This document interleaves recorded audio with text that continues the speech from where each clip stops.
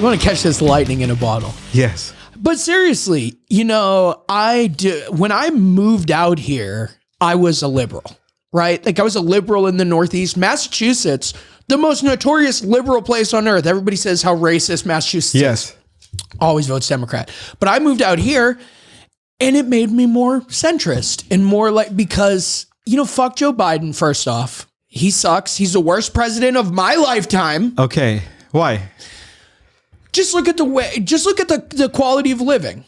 You know what I mean? And sure, progress is going to bring hiccups and problems in the world. And like, you know, with the budding of the, you know, tech evolution and Bitcoin and everything, I just feel like we're too chaotic. And Joe Biden, no one really follows that guy.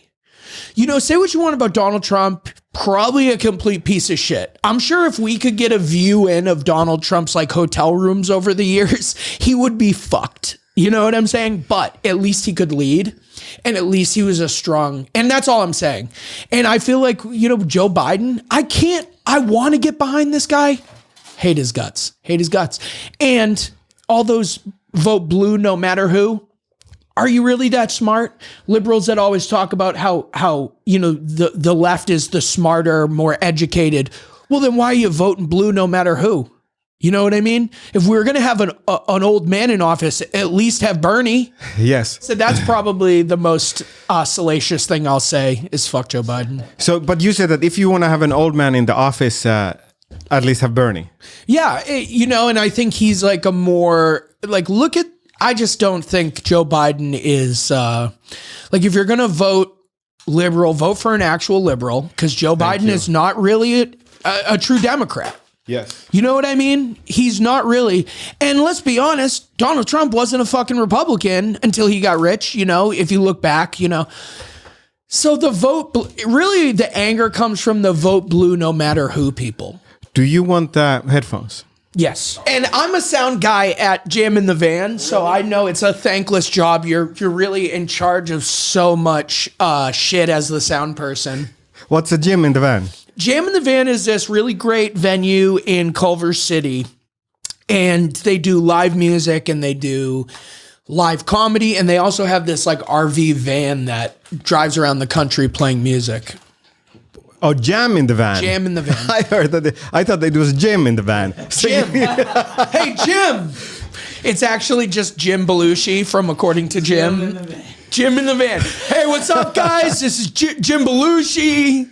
I'm in a van. Yeah. That should be the name of a band. Jim in the Van. Jim in the Van. This cold brew, shouts out. I don't know if it will never see the light of day, but shouts out to Coffee Bean and Tea Leaf, because I think they put black tar heroin in their cold brew. It's 3 and 4. 3, 3, 3. And you're 4. 3, 3, 3. Oh, I didn't even realize that I had these yet. It's that cold brew. So you're number 4. That's for your listening. Number 4. But you were still talking about Biden and Trump. That if you want, yeah. Well, I think I have a healthy distrust for everyone in power. Yeah. I think I am a libertarian, but was shamed out of it at a certain point because they tried to act like libertarians were all, you know, crazy fake right wingers or whatever. You know, like they painted the Libertarian Party as crazy. Sorry, I need to actually interrupt you. Your name is Tom Whalen. Whalen. If someone's listening, thank you for being on this podcast. Tom Whalen. Tom Whalen. Yes. So please continue. Tom Whalen. No, I was just going to see how many times we can say my name. You know, and the thing is that like, if Joe Biden, yeah, it's just, if we're going to talk about it, it's just basically, I don't think Joe Biden's a good leader. I don't think he's doing anything. I think he's just doing what whoever's behind him is doing. And it doesn't seem to be working, does it, Miska? Like gas prices, economy, housing, you know, like it seems like things were better 3 years ago, and obviously the pandemic and everything, but I just don't think he's a good leader. I don't think Democrats did the right thing by nominating him. I would have voted Democrat on anybody else, probably, except Joe Biden. Pete Buttigieg. We need a gay guy, I think. We need a gay guy in office. I feel like that's the only way to really make the next step as America. Yeah. You know what I'm saying? How Pete about Buttigieg. Tulsi Gabbard? I don't know much about Tulsi. Me neither. Yeah, But I she don't. seems Is she a good. lesbian? I don't know. Probably not. Probably not. We don't know. But what I'm saying is, Joe Biden wasn't a move forward. Do you understand? Yes, Like, yes, I can see that. Donald Trump, I get it. He's a piece of shit. Everybody thinks, fucking fuck Donald Trump. Sure. Agreed on a lot of those, but at least he led. And Yeah. at least he was like moving things, I think, a little forward. And I hate to say that because I didn't support him, but I think Joe Biden's just a fucking wet towel. What was the second best option in Democrats? I guess Bernie. But they treated Bernie like he wasn't a Democrat. You know what I mean? He ran, Yeah. what did he run as? Did he run Libertarian? I don't remember. He ran as a different party, but in any case, it annoys me. We all talk about how much we hate the two-party system because we know it doesn't work and we know that there's gray areas and outliers. And, people just vote because they say, hey, I'm a Democrat. They go, you're my guy. Would you like to change the system? I don't know enough to be able to tell you how to make the economy better. Yeah. Or I how was thinking to- about the two-party Well, system. I would say, so just have equal representation on multiple, like have 10 to 20 different parties. Bring Yeah. back the Federalist Party. That's what founded America. The Federalist Party founded America. I'm sure you'd get a bunch of wackadoos joining it. That's the problem. As soon as anything gets organized, it gets poisoned. Right? Like, all I'm saying is, I think we're going to go the same direction no matter who's in office, but Joe Biden makes me sick to my stomach, Miska. It makes me sick to my stomach. And Donald Trump did too. I would yell at my parents because they're conservative. I'd be like, why the fuck? But I'm going to be unhappy no matter what. But you see, it seems like that you were even happier with Donald Trump. That you were happier. With My life was happier. I was collecting more unemployment when he was in office. Yes. But the problem is that doesn't mean he was a better president. That just means he fucked up Joe Biden's chances, I think. But in any case, it doesn't matter. The only time I've been happy was probably when Clinton was in office. How was that time? Because I was in Finland. I was 6 years old. Yes. And there were no worries in the world. And so, Clinton and Bush were like, it was just a different world, Yeah. Because part of me is that since I've been here for like 7 years The now, last good president of the United States was John F. Kennedy. I just want to say that. That's a long time ago. That's how I feel. Yeah. Because in many ways, I'm just happy to be in the country. Yeah. No, Yeah. And you should be happy. And, Yeah. and I don't think you should speak out because I'm sure you love the American dream that you're living. And, I just think that there's still problems. I love America, Miska. Yeah. I love America. I think America's the dopest place on earth. Yes. My name is Miska. Miska, with sorry. regular S. I don't mind, but just to be kind to Miska, you. So I apologize. No, I've I known you don't. for so many years and it's... but I haven't never corrected it because I don't care. But I was just thinking that if this is a 1 hour podcast. all of your viewers are going to go, what the fuck is this idiot anti-Biden Tom Whalen? And this is all new. I Yes. didn't hate Joe Biden prior to like 5 months ago. Oh, really? Yeah. And he was always a weirdo. Let's be real. He's pretty old. It's not just the age, it's the smelling of kids. And that was always weird to me. Yeah, is that true? There's video evidence of him doing weirdly, like if Joe Biden did any of those things to my daughter, Yes. I would be pissed. Okay. That doesn't sound good. Yeah. It's like just weirdly, like you don't touch kids. Yeah. I'm sorry. Like if you're an adult politician, you don't like go up and smell and whisper in a little girl's ear. No, you don't have to do that. Yeah. You don't have to do that. And you said you were happy 5-6 months ago. I think I'm happy now, but I'm just not happy with the president. I went happy with him. I was open-minded. Yeah.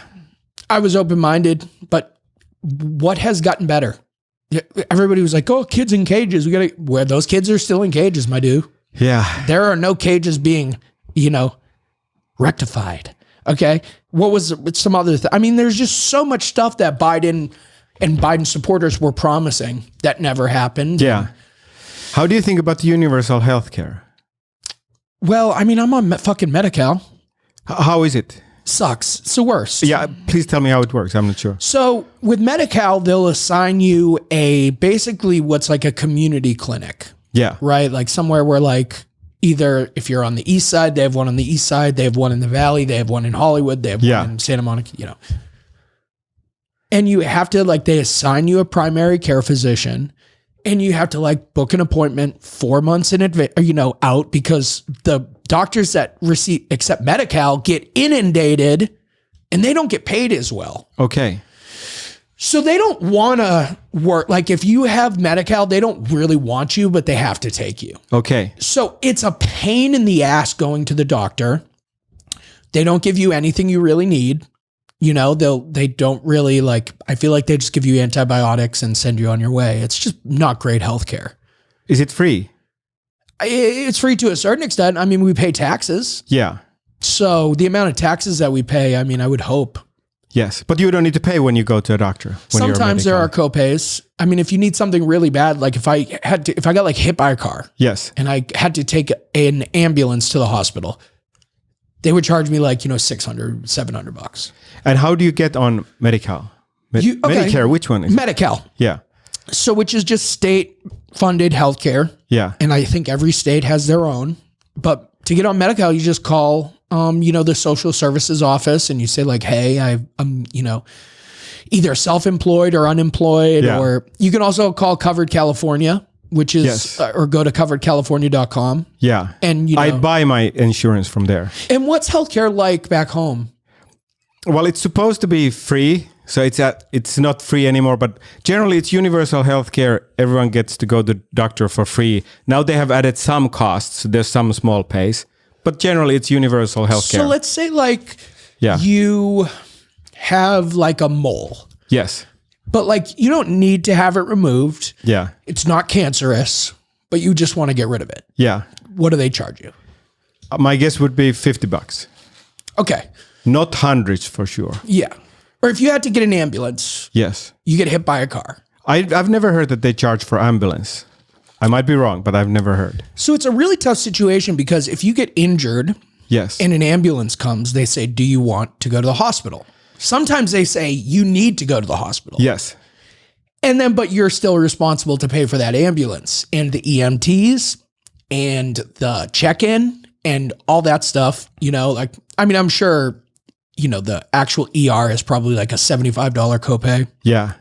But the ambulance you have to pay for because it's elective. Okay. So it's like at least 1,000. What do you think? I would say like $500 is probably what you could maybe. They will let you finagle. By the way, anybody who's listening to this, if you get into a situation where there are, what's the word? Advocates. There are like patient advocates at every hospital that you can like go like, hey, look, I have no money. And they might be able to like get you on a payment plan or move you down and like, you know, whatever. Oh, wow. I didn't know that. Yeah. So there's patient advocates at every hospital. And like, if you don't feel like you're getting proper care, if you don't feel like you're getting prescribed the right stuff, you can say something. That's the other thing. Not all doctors are right. Like I hear stories all the time of someone who went and got an x-ray and they were like, oh yeah, that's nothing. And then it was lung cancer three months later. You know, listen to yourself and like ask questions. If it's about your own health, you got to like look out for yourself. Yeah. You know? Have you not gone to a doctor for financial reasons? For sure. Without a doubt. Please tell me. Well, you know, I just haven't gone to the doctor other than I thought I was having a heart attack a couple weeks after getting my vaccine. Yeah. I did. I went to the ER because I was having like very strong chest pain. I couldn't even like lift my arm. Yeah. It was really bad. I did go that time. But there have been so many times. I mean, like, you see that cut on my finger right there? Yes. It's healing up now. It's deep. That was a very deep cut when it wasn't healed. And because I was like, well, fuck. I don't know if they'll cover, you know, because you might get a bill that you didn't think you'd get. You know? Afterwards. Yeah, for something that you had no idea that wasn't covered, you know? How would you like it to be? I think if we actually made, I don't know. It's hard because doctors need to get paid. You know what I'm saying? Yeah. Like doctors really do need, I don't know. I'm not smart enough to solve the problem. Yeah, maybe this is not the perfect solution, but how would you like it to be? Would you like to be able to go to the doctor if you just pay your taxes? Yeah, I think and now, especially with like on-call doctors and everything. Yeah. You know, but if you pay your taxes, maybe there should be like a certain percent, 1% that goes to medical. Everybody donates to the medical. Yes. And then the medical of the world. And you should be happy. You should be happy that some of your income is going to help people. Yes. You know, so maybe there should be X amount, you know, that is promised to healthcare. But like I said, and then it would be free. You'd hope, right? Yeah. I don't know. That sounds great to me. Think about it though, Miska.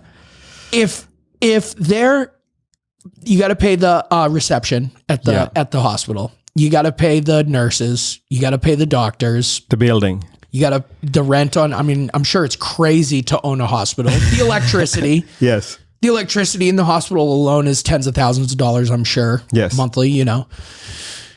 All the machines. You know, you got to pay the administrators. You got to pay the advocate. You got to pay the priest. You know, there's a priest at every hospital or a pastor, you know, like a deacon. I mean, at least I think some hospitals have that, maybe no. But you got to pay everybody, right? Yeah. So if healthcare is free, it's just not going to work. So maybe the billionaires, I mean, I don't know. Maybe billionaires have like a tax. If you're over $1 billion, you got to pay 2 million, 3 million, whatever towards healthcare in whatever state you live in. I don't know, but it should be better, but it probably can't be better. I think it can be because it's different in various countries. Yeah, I think we do have smart people running the country. I think we're too obsessed with fighting with each other. I think there's way too much thought about being a Republican or being a Democrat rather than being a human.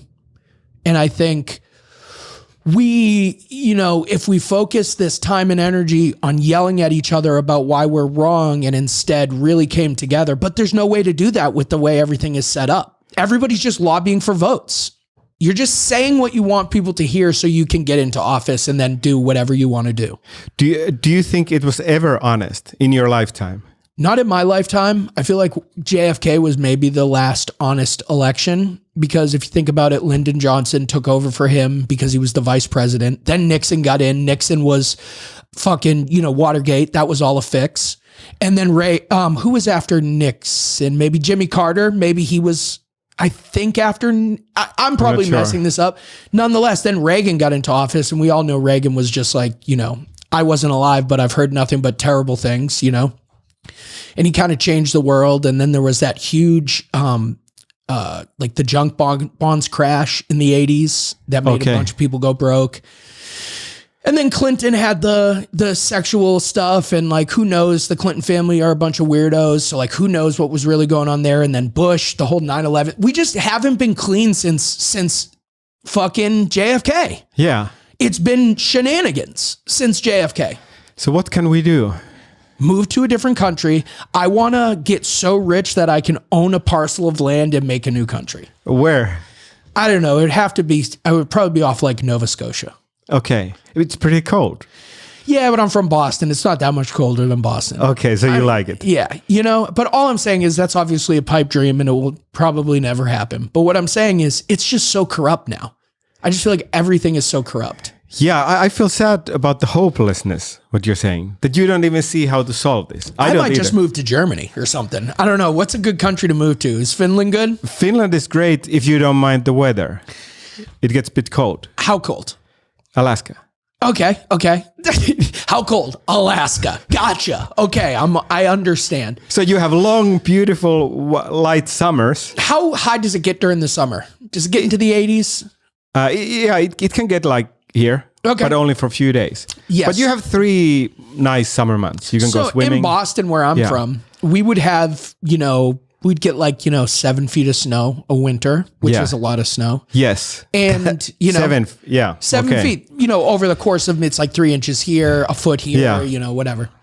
And like basically like a foot a week from January into February type thing. So I'm kind of used to cold, but I am hopeless about this. And I don't talk about politics. This will be the first podcast ever that I talk about my political views. Well, many Finnish people listen to this. That's great. And please, Finland, I love you. And I think you probably have such a better quality of living to where to America, even though America's great, I think at least LA, quality of living can be tough for people. The rent is so high and the food is so expensive and the cars, like the insurance is insane. People don't get it. Like you pay 3 times your insurance to live in LA. Car insurance. Car insurance. Yeah, I don't know. I've only paid in California. There's just so many accidents in LA. Like insurers are it's so tough. But yeah, Finland. What up, my dudes and ladies? Any beautiful Finnish girls? All of them. Oh, they're all beautiful. I mean, that's the other thing. Like, I want to be a novelty. I want to go somewhere where they're like, he's an American. I want to fuck him. That's going to happen. Yes, you should go.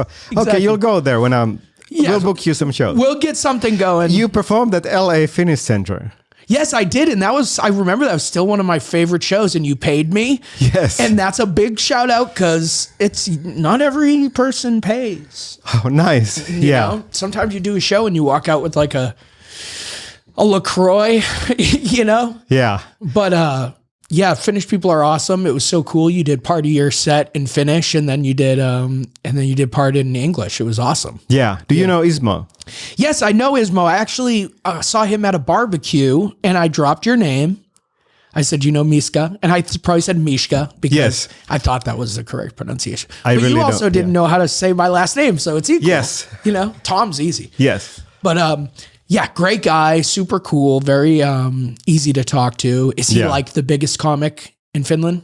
Yes. He's on top 3, one of the top 3, but he's biggest in a way that he's the only one who has gone abroad and become successful. He's kind of like the Ricky Gervais of Finland. Yes. Where he transcended, or like Jim Jeffries, where he started in one country and then kind of took over another. Yes. Yeah. And now he's in Finland touring. I think he has done like arenas and stuff in Finland. It doesn't get any bigger than what he is in Finland. And I'm sure Finnish people love to go see someone that is from Finland. Yeah. But like moving outward.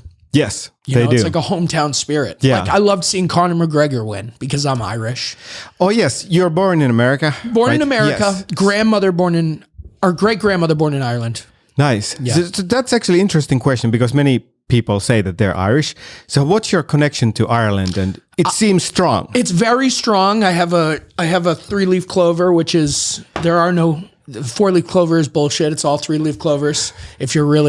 I just come from William the Conqueror. We did my lineage. My aunt did all of our like bloodline and everything. And do you want to tell me also who William the Conqueror is? So William the Conqueror was, I believe, he was, I don't know what country, but I do know it was the, what is it called? Like Norway and Scandinavian. Yeah. So he was like French Scandinavian, if I'm correct. And he went to England and kind of conquered the pagans because Ireland was run by pagans. Okay.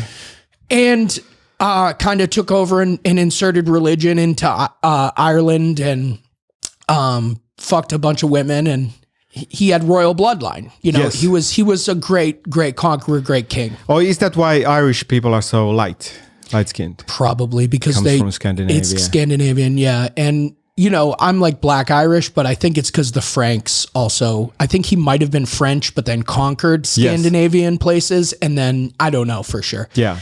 Anyway, people are gonna fact check this and destroy me, but I don't care, okay? Because I just like to fucking. That's great. You tell how it is. Yeah. You come from his bloodline. Yes, and also Robert the Bruce, who, if you've seen Braveheart, have you seen Braveheart? No, I know it, but I have not. So he was a character in Braveheart. He kind of, at one point, is a little disgraced, but he was a great Scottish king. So I'm Irish and Scottish, but they're kind of all the same. Yeah.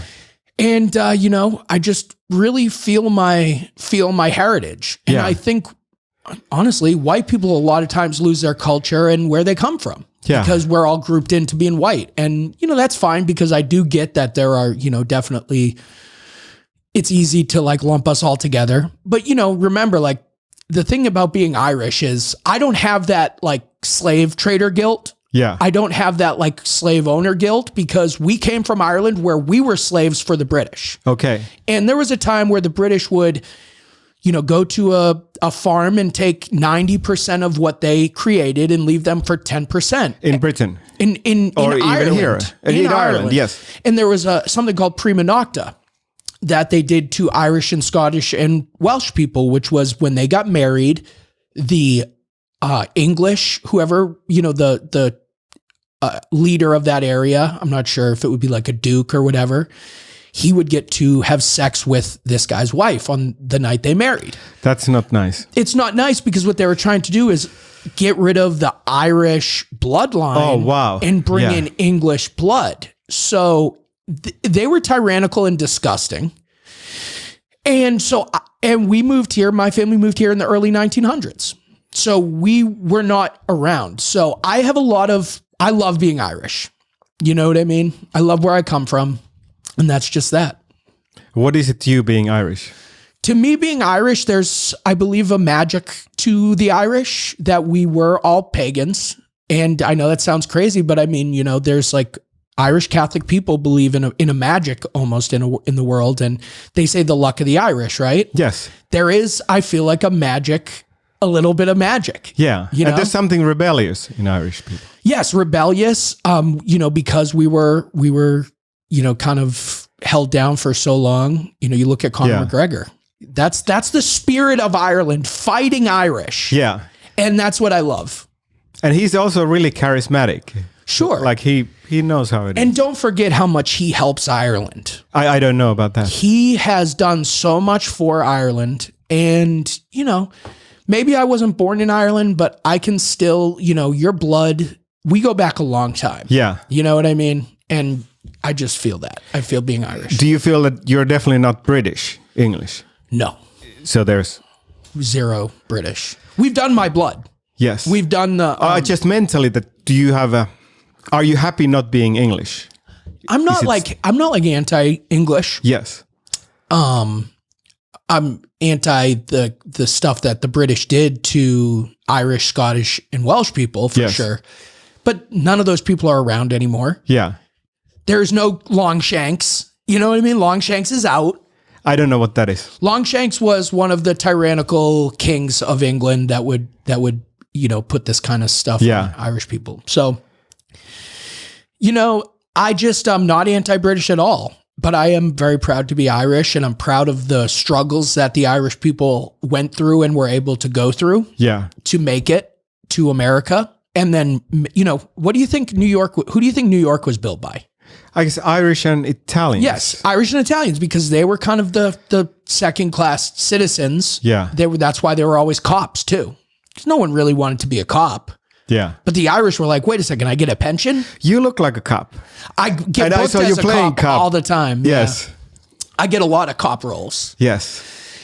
And it's a part of my mentality, I have that I don't know, just cop feel. And you're tough, because I saw maybe a year ago I saw a piece of your stand-up comedy where someone was lounging on the stage, but you went.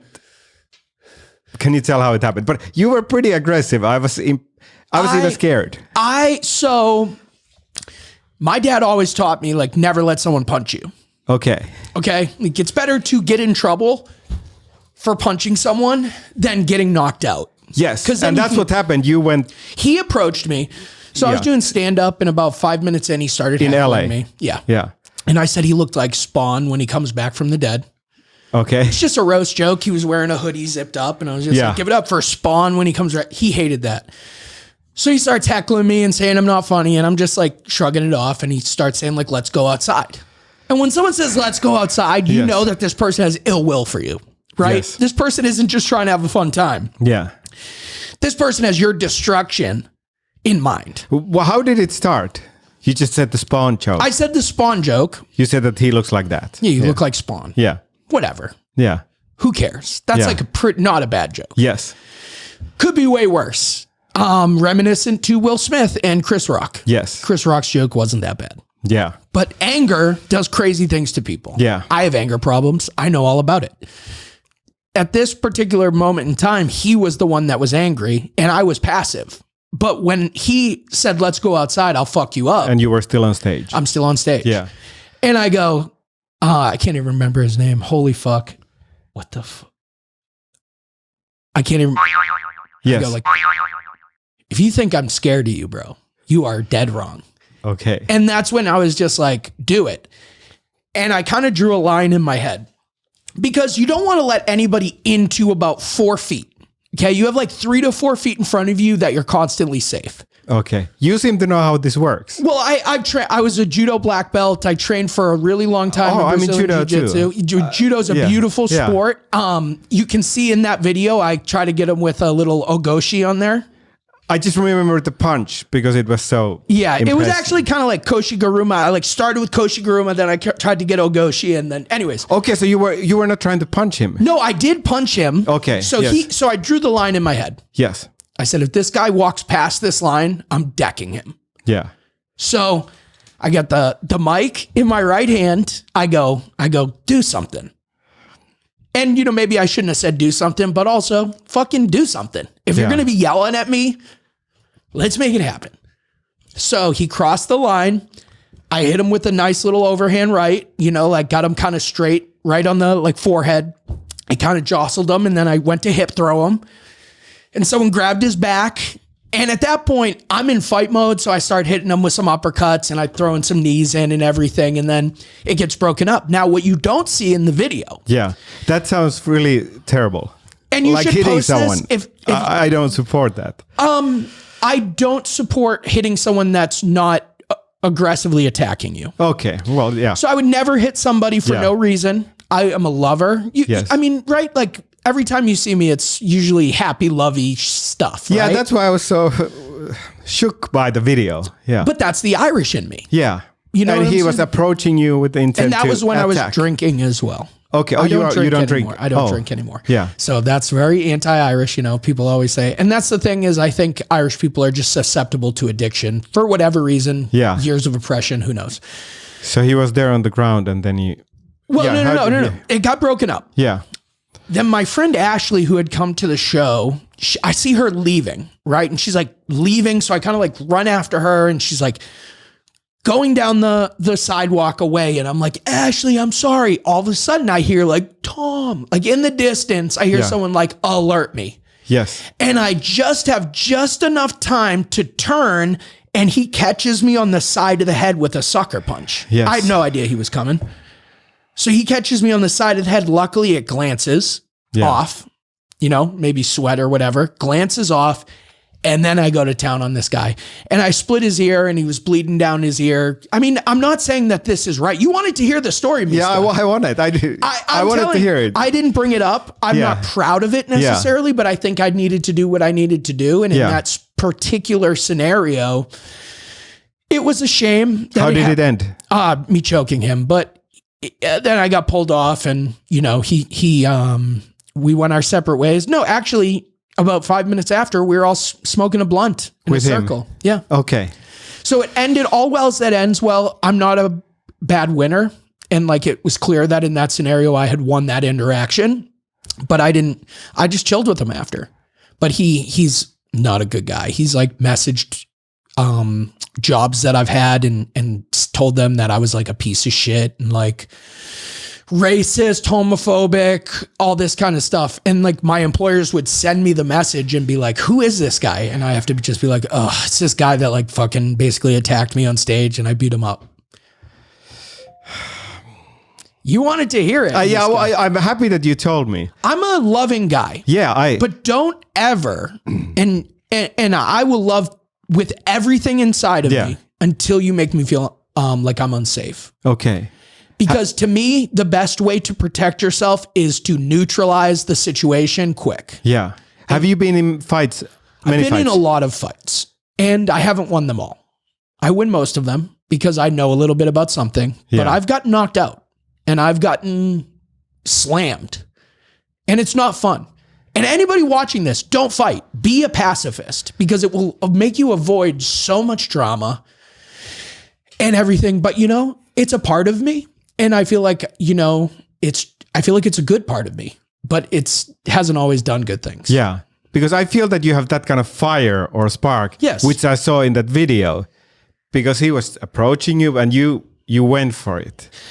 Yes. And I've never struck anybody that wasn't in the process of trying to hurt me. Yeah.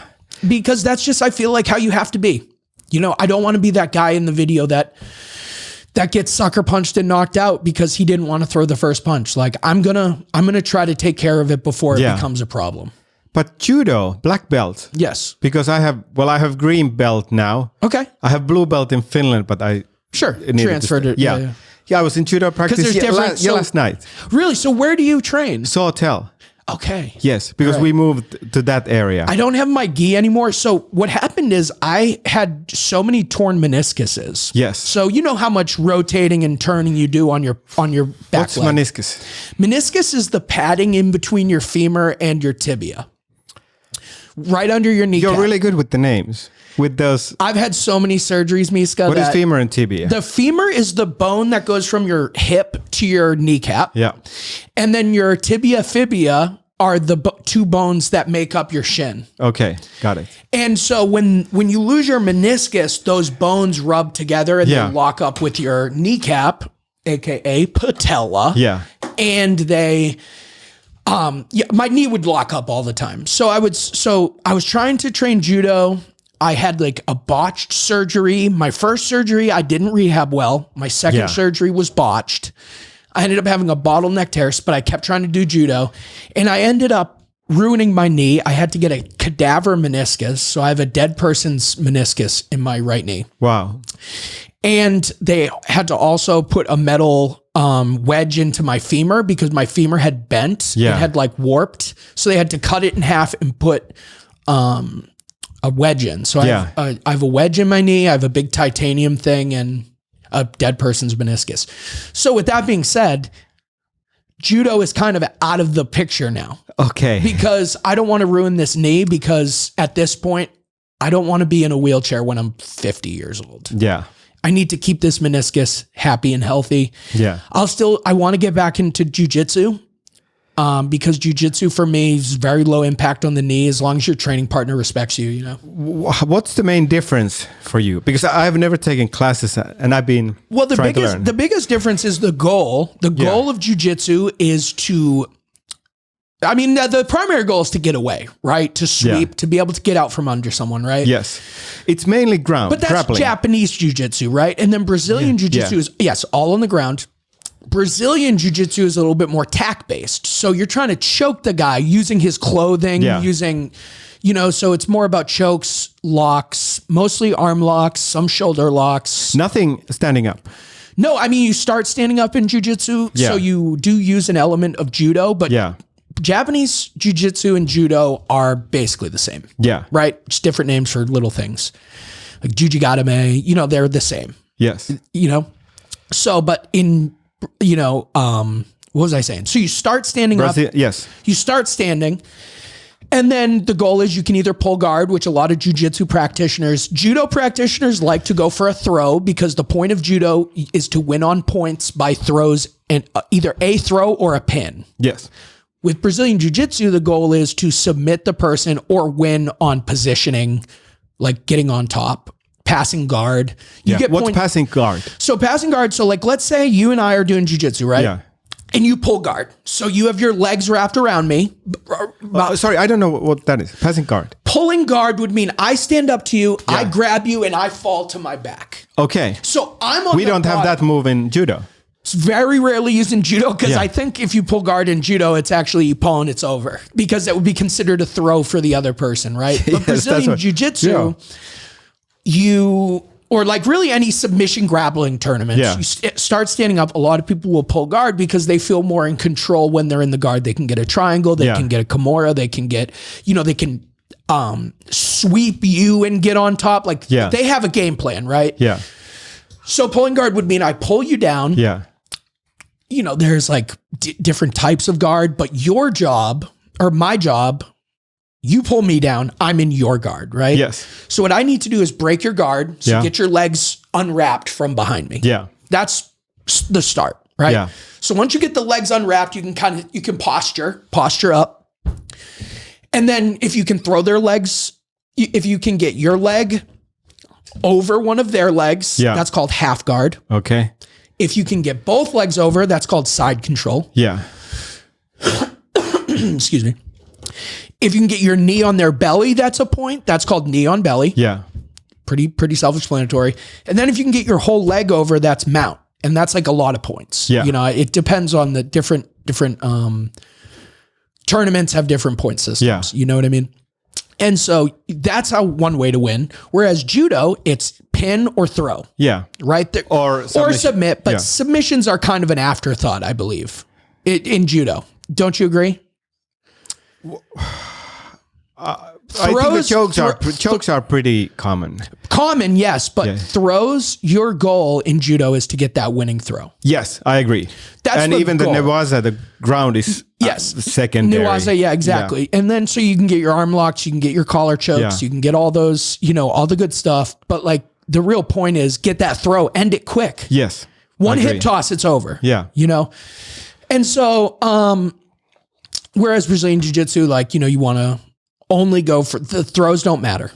So that's the biggest difference, I would say, if to make it easy. And do you do that? Not anymore. I haven't since I hurt my knee. I've maybe rolled 3 times. Yeah. You know, I went to 10th planet a couple times. And, you know, I'm a little scared to get back into it because I think, you know, I don't want to go back to that place of being in constant knee joint pain. Oh yeah, that doesn't sound good. You get one Kimura that the guy goes a little too hard. Now you got shoulder issues for 2 years. You know, it's a whole fucking thing. Sorry, what's a Kimura? Kimura is a shoulder lock where it's like, boom over and then pull up. Okay. So you're like that. Oh yeah, I got it. You know, and that's a shoulder lock and that'll get you. But in any case, I've had really fun going back to judo. I had a break for 25 years. 25 years. Yeah, because I did it sort of seriously as a teenager, as a kid. And then I stopped when I was 13. So then we moved close to the dojo and I went back last fall. That's kind of what I did. So I was real into judo from about, I would say 9 or 10 years old till I was like 15. Well, me too. Very close to those. But then I moved to New Hampshire and I kind of just like rebelled. I stopped playing football. I didn't want to play football anymore and I didn't want to do judo anymore. And so I kind of like, you know, just stopped doing it. And then in my early 20s, 19, 20, I started up with judo again and jiu-jitsu and trying really hard and trying to do Naga tournaments and, you know. What's Naga? North American Grappling Association. Okay. So that's like, you know, but I'm out of shape now. I will puke if I do jiu-jitsu because I remember the first time you do jiu-jitsu, you puke.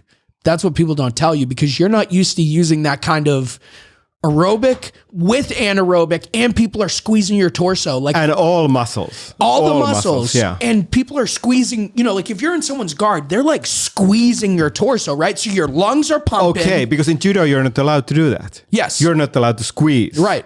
Only hold. Yeah. Yeah. So with that, you're getting squeezed, right? And people want to, when you start training at a new gym, people want to, you know, show you who's boss. And that's really dangerous when you get squeezed here. It's not necessarily dangerous as much as just, it's like a bush league uncomfortable. It's kind of like doing a can opener, which is like when you pull someone's head up like really hard. Do you know what that is? When is the other person? So you're laying on the ground. Face down? Face up. So Okay. you're laying on the ground face up and I put my hands behind your head. Yeah. And pull up really hard so your legs open up. It's not necessarily illegal as much as it's just bush league. Yeah, you know? we don't get taught that kind of stuff in hotel. So, well, that's more like MMA is what it is. Yeah. You know, you'd go to like a legitimate traditional judo school. Yeah. Like a dojo. Yeah. They are, traditional is a good way. Yeah. And I knew I should do judo when my first instructor had the same last name as me. No relation, same last name. And that's how you started. Bob Whalen. Bob Whalen. Shout out Shotokan Dojo in fucking Danvers or Peabody. Or Salem. It was Salem, Mass. Oh, wow. I doubt they're still around, but, you know, it was great. They had these like powder mats. Okay. They were like canvas mats with powder under them, like talcum powder. That seems pretty tough, hard. But we learned. Yeah. You know, like you learn you don't want to get thrown on. Oh, sorry, I just spit. No worries. It's great, you know. It's gross when you spit. But anyways, look at that. Look at that nice little wipe down. Yes. You've been a server before, have you? Yes, in Fabiola's Cafe on Sunset and Vine. If you haven't been a server in LA, you haven't lived in LA. Yes. But nowadays, I would say if you haven't delivered food, you have lived in LA. Have I ever? Or I've done done Uber. drive-share. I've done Uber. Okay, that's the same thing. Yeah. Because when the pandemic started, I delivered food for like half a year. Yeah, I think it's a good way to make quick cash. Like the great thing about doing Lyft or Uber is that you can cash out same night. Yep. You know Same what I thing mean? with food. I feel like we haven't been very funny, but this has been a great conversation. Yes. Like if people are looking for a comedy, I'm talking about how much I hate Joe Biden off the top. There's no expectations what this is. I'm just happy that you're here. Yeah, I'm happy to be here. I think I met you like 6 years ago. I met you at poker night. Yes. Yeah, it was about 6 years ago. Yes, I remember. And then I've run into you every once in a while in open mics. There's just so many people in LA. Yeah, and I haven't been going that much to open mics. I haven't done that much stand-up. I haven't been doing many open mics myself because I think it's draining. So here's a hot take and a little soapbox I'm going to stand on. Yes. I think open mics are negative for comedians. I think you need to do them to get to a certain level where you can get booked, right? But there's a point of diminishing returns. So there's every 3 months a group of like 100 new people that enter LA, maybe more, maybe 200, you know, just estimating that want to try doing stand-up. Yes. Now, in people's minds, there's competition, right? Like if this person does well, then I won't look as good. And that's a negative, gross mindset, but a lot of people have that. Yes. So you go to an open mic, you try out some new jokes. Maybe some of them are bad, but maybe you had 1 or 2 that are in your new 5. Yeah. But you don't get, No problem. You don't get, what was I saying? I'm sorry. That you have a couple of jokes that might be okay. Okay. So you get negative feedback for something that deserved positive feedback. Yes. But because there's not a lot of people in the room and maybe someone doesn't like you for some reason, I'm a pretty divisive guy. And everyone's waiting for their own turn anyway. Because in open mics here, there's no audience really. Or what do you think? Barely. I mean, it's all comics. Yes. So this is the only art form where we are forced to present our work to peers that can criticize it. Isn't that weird? It's odd. And actually in Finland, that's not even the case. Because the open mics there, you get audience. I don't know why. There's just so much entertainment here in LA. It's too much. It's oversaturated. And, it's just the problem is these new comics, and I was one of them.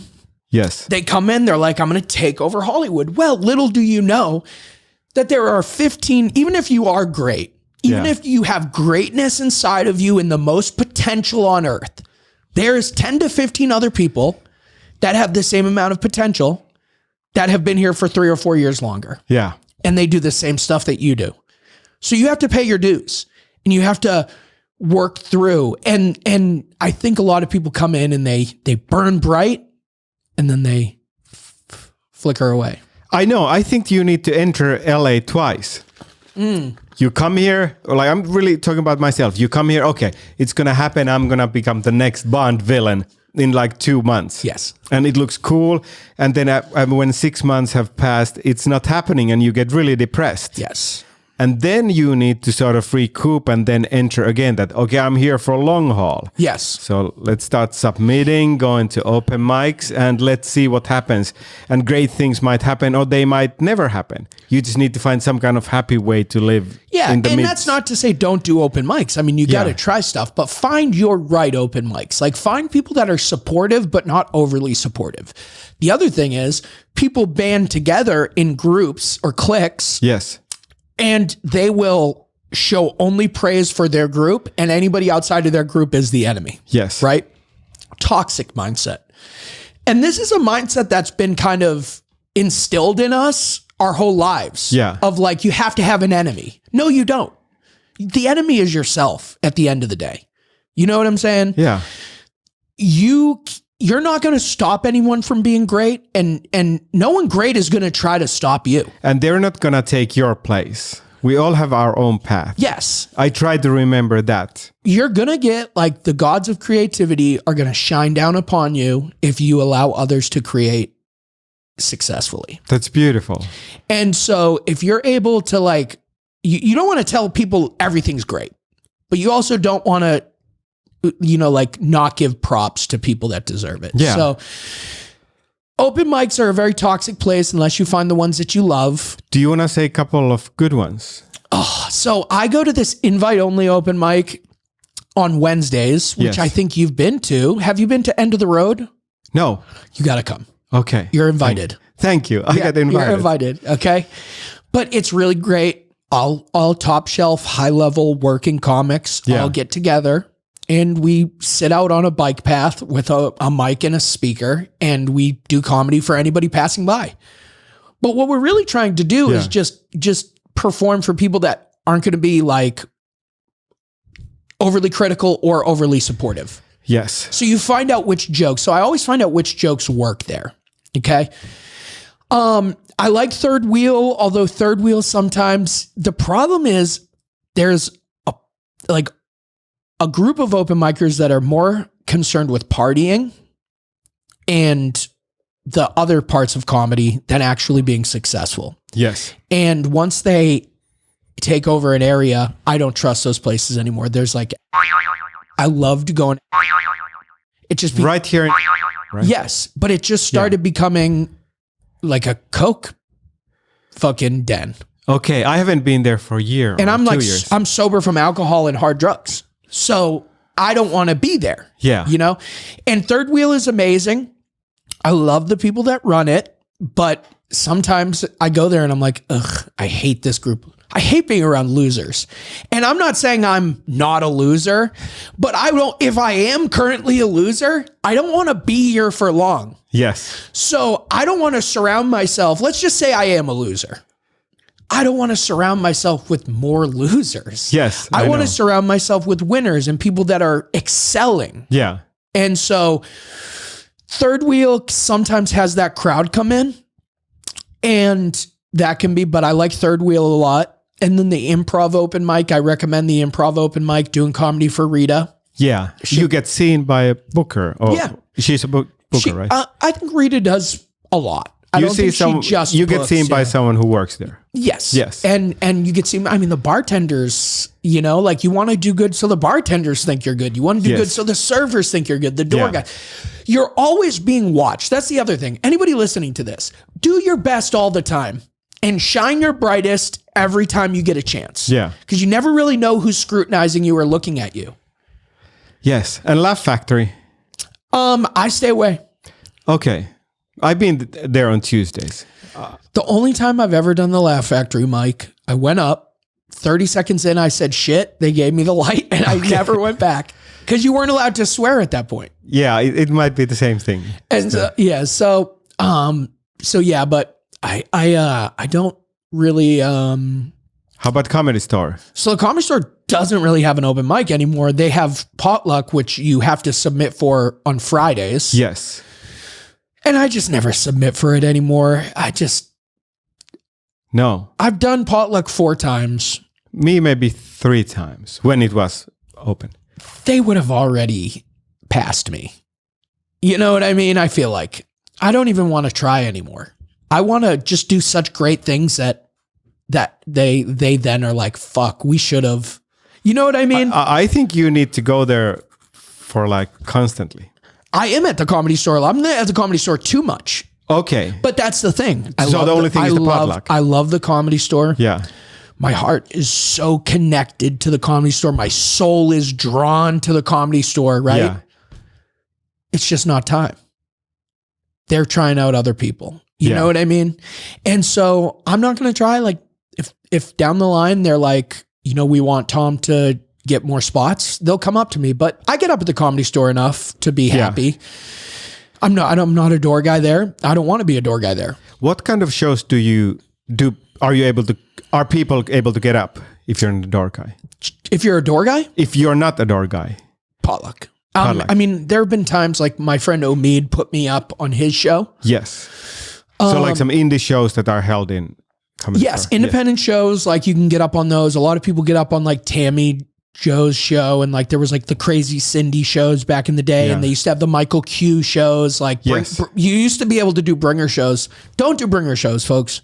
If you're listening to this, you're a new comic coming from Finland, coming from wherever. What's a bringer show? A bringer show is when you have to bring 5 people to do stand up. Yeah, and why should you not do it?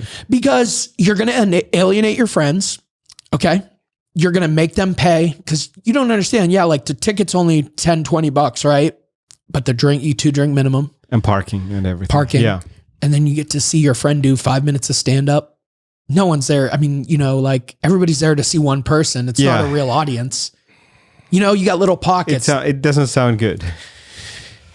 And it just makes you look bad. And you know what looks really bad? No. To the Comedy Store? When people do a bringer show and then they say like they use the Comedy Store as a credit. Okay. Do you know what the Comedy Store does? They write their name down and they go, never, ever again. Oh. And because there's a sanctity to this all. Yeah. And man, the Comedy Store is really, really strict. Security wise, getting people, you know, getting stage time, it's very strict. Yeah. Yeah. So how long have you been in LA? It's a little over 6 years. Yeah, I think I've been here just 1 year more longer than you. Yeah. So what? I haven't seen you for a few years live. So what's going on? How are you making it happen? What's the dream now? I have been getting a lot of acting work. And now I went to college for theater. I've seen the pictures. I love them. I've always loved being a ham. Yes, what's a ham? Just someone who makes people laugh. Yeah. You know, and loud and boisterous. You know, a ham is like, you know, a ham. A ham's a ham, right? You have posted so many pictures of your theater days as a kid. Yes. I love them. Yeah. So, and I love them too. Yeah. And that's why I've always had these 2 lions inside of me. Yeah. Okay. These 2 wolves. I mean, I think there's already like a 2 wolves thing. So let's say lions. Yes. Right. I've had the creative lion inside of me that needed to make people laugh and needed to perform. Yeah. Right. And then I've always had the lion inside of me that needed respect and security. Yes. So like I've always been a theater kid that will also say fuck you and fight you if you know what I mean? It's a weird. I think I'm the only one of my type. You know? Yes, like, I think so too. Although Paul Felder, who is a UFC fighter, champion kickboxer, like just a great UFC fighter, one of the best strikers in the entire UFC. Yeah. Paul Felder went to school for theater. Oh, I didn't know that. Went to school for musical theater. So musical theater, theater, you know, and you think like, oh, musical theater, but no, like there are people out there that just love to perform, right? Like they're good, but they also like kind of like to fight. Yeah. You know what I mean? Yeah. And so I've always had that, but I went to school for theater and became a very good actor. I've performed for 1,200 people like at a time. And you sing well. I'm a pretty good singer. Yeah. I wouldn't consider myself like a singer. Yeah. But I can hold a tune and sing a little bit. But you know, I got really good. And then, but I realized it's always just been a need to perform. Yes. It's always just been a need to be on stage and perform. And so stand up enabled me to go and make people laugh without having to read a script or whatever. But I still had all those skills that I had accrued. Yeah. So recently I started submitting and acting and casting networks. Yes, casting networks. Yep. LA Casting. And I also use Actors Access. Actors Access I don't use, but I'm sure it's great. And, you know, I've just been submitting. And every day I try to do that, you know, too. I shot a pilot recently. I was in a Whiskey Myers music video, which is set to come out. I was in a music video with Freddie Dredd that is set to come out.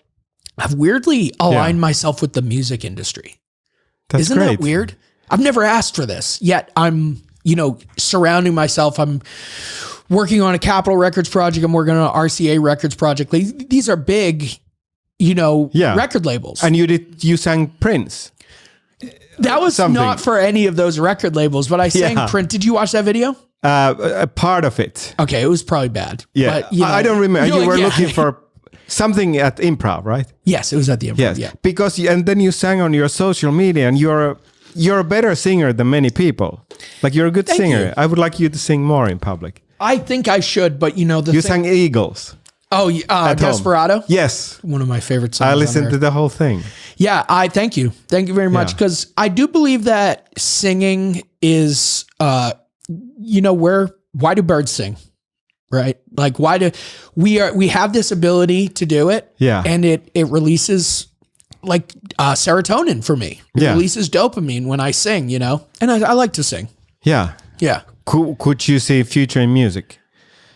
I just Being don't a know. singer? I don't think so, but I think I have a good ear for music. Well, you have better than my ear because I play quite a lot. Yes. But I cannot sing as well as you. We should collaborate. Yes, and we we should will. play Desperado together. I love think it. that would be great. I would do love it. to do that. Yeah. But I could see myself working in the music industry, but not necessarily being a singer. Yes. I don't think I'm marketable as a singer. I don't think I'm like, you know what I mean? But I love to sing. Why not? It's like if you love Why gardening. not marketable? My mother loves gardening. Yes. Okay, she loves plants and making tomatoes Yeah. and cucumbers and everything. She doesn't own a farmer's market. Yeah. She doesn't sell her stuff. She Well, just I would does it love for to be her. as good singer as you. That's when so I sweet when of I you to say. saw the Desperado. Am I not the most chaotic person of all time? We went from talking about me fighting people to singing musical theater, how I hate Joe Biden, but I also hate Donald Trump. Who am I, Miska? I don't know. The future to stars is somewhere there. Yes. There's gonna be a slot in LA for you. Oh, without a doubt. Yeah. Without a doubt. So you're booking a lot more now. I'm as booking an a actor? lot. Yep. And, Yeah. I get a lot of stage time as stand up. But if I'm being honest, I've kind of lost a little bit of the passion for stand up because I do believe that through acting and stuff, I'll get to my path. Yes. I'm a better actor naturally without trying. Yeah. Let's put it this way. Most I've gotten paid to do stand up in the last 4 years, $100, right? Yes. $100, great for 20 minutes of stand up. Which is good if it happens often. Right. But it doesn't, Yeah. it doesn't happen Yeah. often. Now, my day rate as an actor, $750 a day. What sounds more that's appealing? high. It's a high day rate. Yeah. And I've gotten that 3 times, and that's what I request when someone wants to book me. So you don't work for less. No, I do. Yeah. But it would Because have I to do. be an incredible opportunity. Yes. If someone said 350 a day, but you're working 10 days, sure, Yeah. I'll do that. But if it's 2 days of work, 1 to 2 days of work, I don't really want to get out of bed for less than $1,000. I will, but I I will if it's an incredible opportunity. yeah. There's always exceptions Yeah. to everything. I mean, I'm sure if fucking Francis Ford Coppola, I don't think he's alive. Who's alive? He's still alive. Okay, is he? Yes. Okay, so let's say he comes out of retirement and directs something and he goes, Tom, will you do it for $50 a day? You think I'm saying no?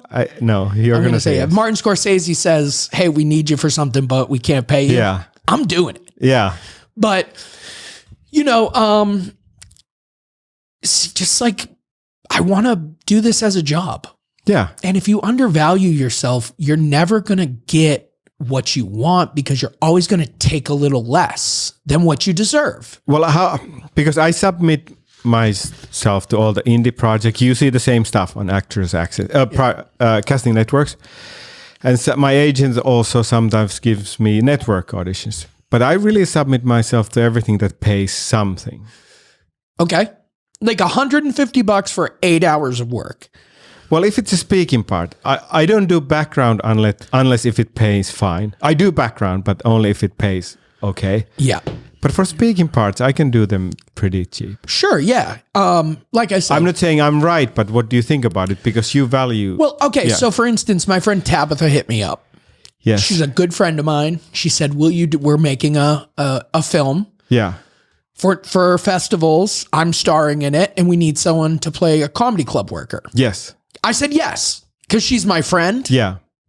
It's going to be distributed. Yeah. It's going to be put out there. Yeah. And I know it's going to be good because I trust her, right? So I said yes. They only gave me, I think, $150, but guess what? They probably didn't have a budget for that. But I love my friend Tabitha, so I'm going to do the project. Yeah. So that sounds great. But if it's someone I don't know and they come to me and they say, "Hey, we need you. We really want you for this," it's $750. That's bold, and I support that. Well, Good. like I said, you Yeah. have to value yourself. Dude, Yeah. it's like sales. Everybody should do sales, okay? Sales, learning how to sell because then you learn how to sell yourself and you realize that no one wants to buy anything with no value. Okay.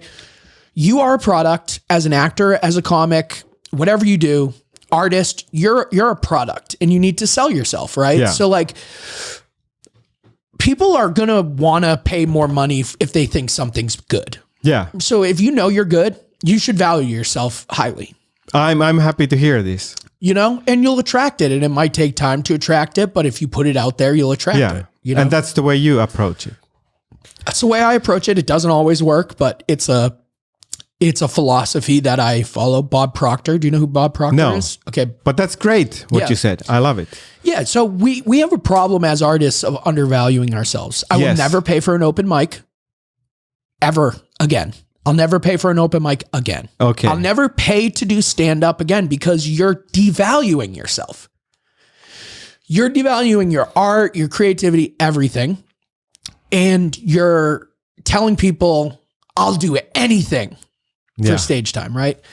Where you want I'll pay you. Yes. Where you're like, it should be, I'll do it, you know, if you pay me. You should just value yourself. That's all it comes down to. And no, does anybody really want anything that's free? Not really, no. You know, like a free sample, fine. Yeah. But like if someone comes up to you and they're like, you want this like free whatever, people are like, what's wrong with it? You know what I mean? And then when you ask for money. If I come up to you with a laptop, it could be the most brand new MacBook Pro of all, like, you know, that's out there, right? Yeah. I bring it up to you. I say, do you want this for free? You're automatically going to go, what's wrong with it? You're right. So, but if you're like, hey, do you want this? It's $5,000. The person's going to go, I don't have $5,000. And you go, how much do you have? They go 1,000. All right. And then they won, right? They're like, holy shit, I got a $5,000 computer for $1,000. I won, you know? That's good. So you're moving to the acting more and you've been booking. Yeah, That's I've been great. booking. Less stand-up. Less stand-up, but that doesn't mean I'm not doing stand-up. Yeah. I don't think stand-up's going anywhere. Yeah. I think, you know, my talents just lie more in as an actor. Yeah. How are you making all this happen? When the pandemic started, I delivered food for 6 months. But now the way I've been making it happen, I've gotten quite a lot of voice work in Finnish. Yes. So I've been doing that from my home. So that has been good, like some kind of day job. Yeah. That gives me some money. So what I do more recently, I mean, I collected unemployment over pandemic. Oh yeah, But no, that's cool. But I wasn't eligible for that. And I'm sorry to hear that. You know, it sucks because I was kind of living off a gravy train. No, I that's was like, great. It was great. But in any case, after that, because that ended, you know, a couple of years, like a year. By the way, I'm an American now. I became a citizen 1 year ago. Congratulations. That's actually amazing, dude. Thank you. You're the American dream. You are the American dream. Yeah. You move from somewhere else, you set up, you become an American, you know, it's like beautiful. That's a beautiful thing. Yeah. And then your kids are going to be like, you know, your great grandkids are going to be like me. They're going to be like, Finland is amazing. They've never seen the place. You know? I love it. Yeah. But in any case, what were we saying? Oh, so how are you making it happen? I do everything. Dog sitting jobs. That's good. I love dogs. Yes. Okay. I've never met a dog I don't love. And, you know, like, that's just how it is. Yeah. So I do dog sitting. I do moving jobs because I'm like a big, bulky, you know, guy. So I can pick heavy things up. And that's good exercise. Pretty good exercise. Yeah. And you make pretty good money doing it. And then all of my acting work. Besides that, I mean, that's just how I've been making it happen. Yeah. Yeah. Dog sitting pays very well. That's if you're out there watching this and you love dogs, get on Rover. Could you be a dog sitter in Finland? I could be a dog sitter anywhere. That's what's beautiful about it. Dogs really don't understand language. They understand like tone. Yeah. Right? Like you can go to a dog and be like, I hate your fucking guts. Are you a stupid little dog? You're a piece of shit. That dog's going to be like, oh, this guy loves me. You know, they don't understand words. They understand feeling. You know, dogs are weirdly intuitive, you know. How's the romantic life or dating in LA? I've just dated one too many terrible women and I've been focusing on myself. Yeah. I've got a couple girls that I hook up with here and there, but they're mostly just friends that, you know, we hook up occasionally, but romantically, it's very difficult to put your trust in, especially comic girls. Yes. They're very, I mean, you know, it's just how it is. And then you break up and, you know, you got to worry about which friends are going to take her side and your side. So I've really just been like pushing that away and trying to really just like have romance for myself. Yes. In my future life. Okay. So I gain success.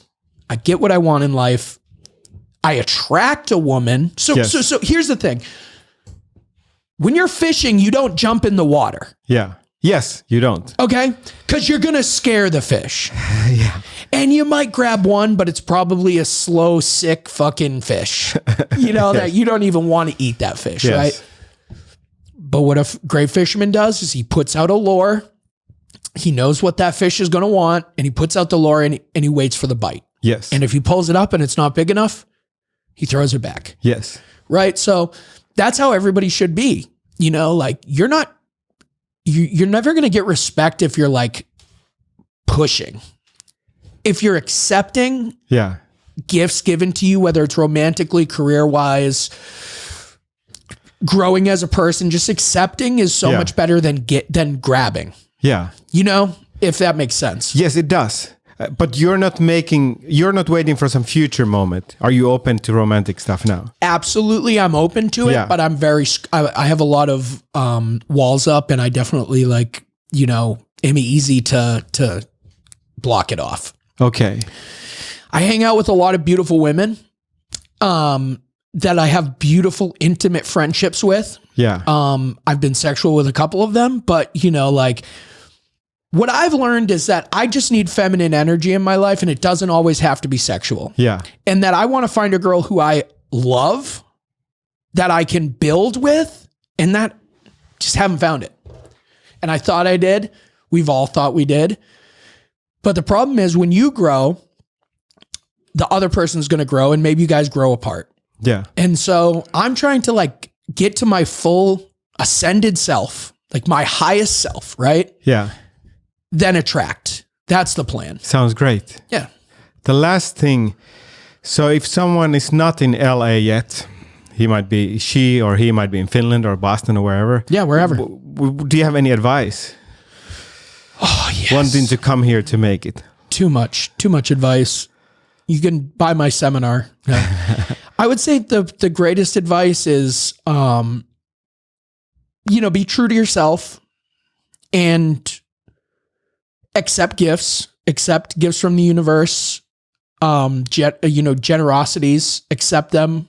But you know, like, just listen to your inner self. That's really, I think all I can say is like, listen to your inner self and trust yourself and put yourself out there and, accept willingly and give generously and, you know, always pull the trigger. And if you're at home and you're like, should I go out? Go out. Yeah. You're really sweet. Am I? Let's watch the fight video. All right. Yeah. I have my sweet side and I have my, my fighter side. Yeah. Yeah. Is there any websites that people should check you on? Or social media? Just follow me on Instagram, Fig Tom Whalen. Just follow me on Instagram. There's a bunch of stuff that's going to be coming out, and it's going to be a little different in the future. But right now, just find me on Instagram, you know? Thank you for being here. Thank you, Miska. This is great. This Good was to see you amazing. again. I love it. Such a great conversation we had. Thank you, Tom. You're sweet too, by the way. I'm not just the sweet one.